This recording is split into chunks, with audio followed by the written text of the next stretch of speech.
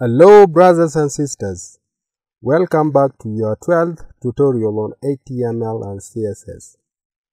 In the previous tutorial, you learned about HTML styles. In this tutorial, you will learn about HTML tables. Let's get started. Okay guys, I have not uploaded a video for the past 10 days. And the reason is, I was admitted in the hospital because I had a minor surgery. As I am recording this video, I have not gained full recovery. But because I don't want you guys to wait for too long, I say let me just try to do something as I recover. Alright? As I told you earlier that we are going to talk about HTML tables in this tutorial. Okay, HTML tables allow web authors to arrange data such as text, images, links, etc. into rows and columns of cells. HTML tables are created using the table tag, in which the tr tag is used to create table rows, and table header is defined within the th tag. By default, the th is bold and centered. Okay. Table data is defined with td tag, which stand for table data. Alright. Let me give you a practical example so that you understand more about what I'm talking about here. Okay, now I will open my text editor, which is Notepad. Alright. From here, I will write my HTML boilerplate. Okay, now I will give it a title. I will say table. Okay, let me save it. I will say save as because we have not saved it before. And then I will say tables.html. Save. Let me open this on a browser. Yeah, you can see the title now is table. Okay. What I will do now, I will say h2 and then HTML tables. Okay, let me save this. Okay, that is good. Now I will show you practically what I was talking about. Alright, now we will start with table tag. Alright, and then we will close it. Now it is tr tag, we stand for table row. Okay, we open and then we close it. Alright, and then I will say th, which is table header. Alright, now I will say number. Okay, I will close it. Again, I will say th and I will say name. I close here. The same thing. th, I will say email.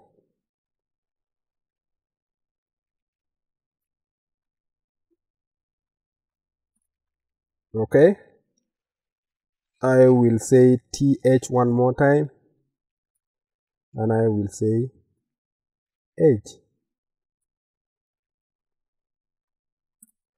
Alright, now let me save this and view it on my Google Chrome. And you see here. Yeah, now you can see. I told you that by default, table header is bold and centered. Alright, now you can see here. After this closing tr tag, I will say tr again, table row. Right? Let me open and close. Right, now let me put data in my table. I will say TD, and here in this TD is the number. Alright, so we say 1, we close our TD. Alright, let me save it and then you will see. So the number here is 1. Okay, that's good. And then we will say TD, the name, let me say Galwak. Alright, and then we close our TD, save it, refresh the page. Yes, you can see now the name has been shown. Okay, we say another TD. The email of Galwak is, let's say, gat@gmail.com.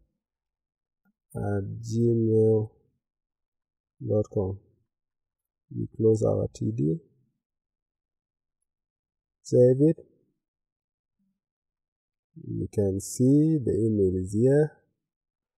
Again, we say TD, the age, let's say 25. We close our TD, save it.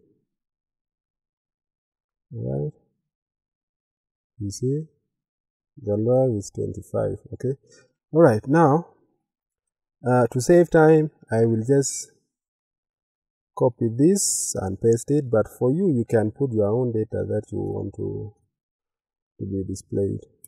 Alright, one more time, save it. You can see.